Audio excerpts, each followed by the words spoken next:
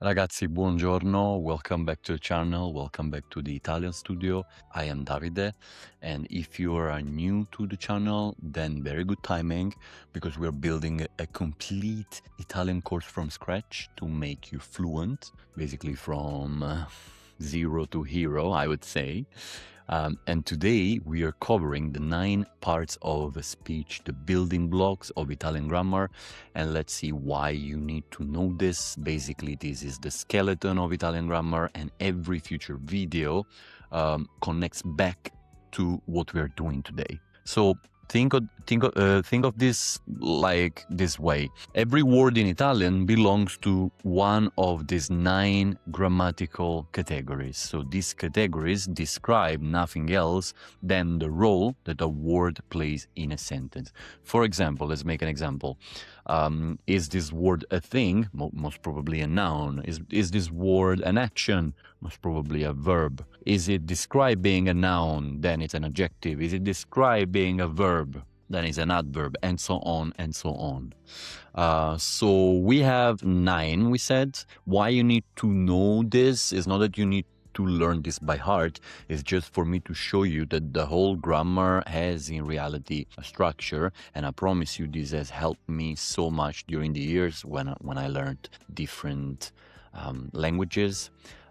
Specifically, English, French, Spanish, German, and it was good for me to have an idea, to have a map of what's behind the language structure. This is why I think this is really useful to learn at the beginning. So we said we have 9 parts of the speech. There are like 2 main families: variabili, invariabili. So words that do change the form and words that don't change the form.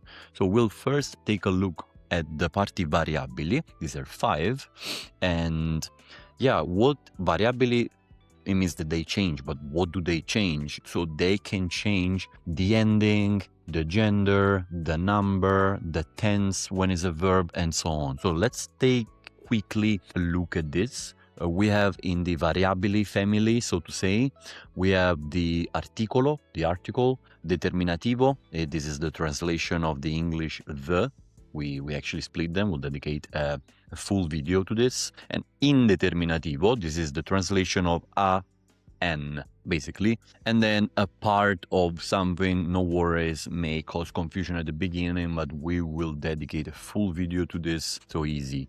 Then we have the noun. So we in Italian have common and proper noun. Think about, I always make the example of my mom. The word mom is a common name, mamma. Everybody has a mom. So mamma is a noun that describes just simply any mom. But my mom has a proper name. She's called Bianca. So we do split the names in common and proper, basically.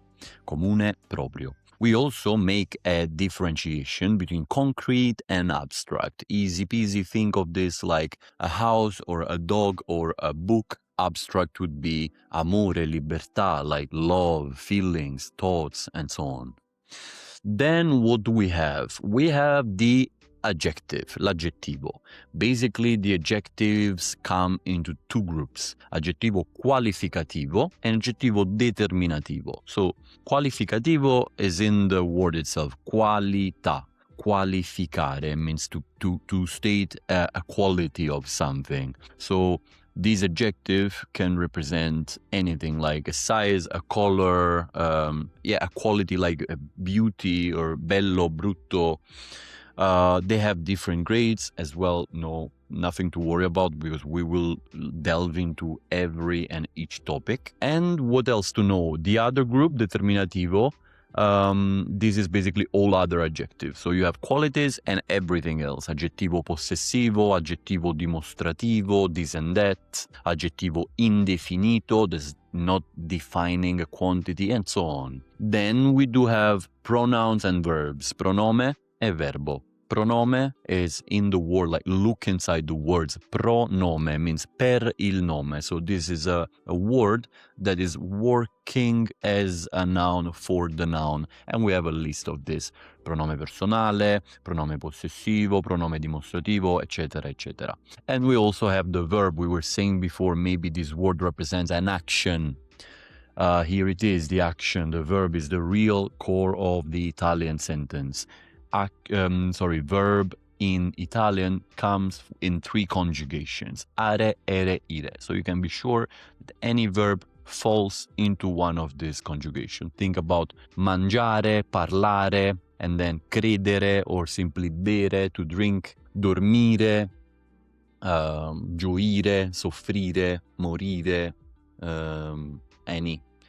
Ausiliari, these are the auxiliary, and modali, these are the modals. So what is going on here? These 5 categories are all words that can change in masculine and feminine, can change in singolare, plurale. They can have different tenses. So we will just put them in a box and say these are variabili.